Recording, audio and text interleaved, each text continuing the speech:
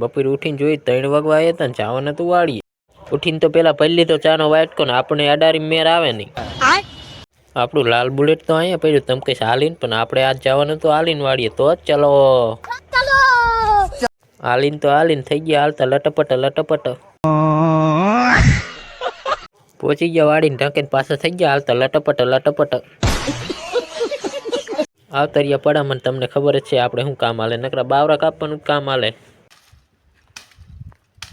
પેલા તો આવીને હેઠ બેન બનાવી નાખ્યો માવો, કેમ કે ચા વિના ચેન પડે નહીં, માવો વિના મેર પડે નહીં.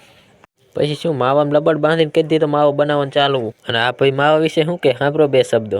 5 વારો માવો ખાઈશું તો 5 વારો ખાતા રહીશ. માવો ખાઈને લઈ લીધું તાર્યું ને હવે બોલાવી દેવી બાવરા કાપવા બાકા ચીકી. આપણે દીજી બાવરા જ કાપીને આ પછી આંટા મારવામાં નવરા નથી થતા. સમજ રહ્યો આપ?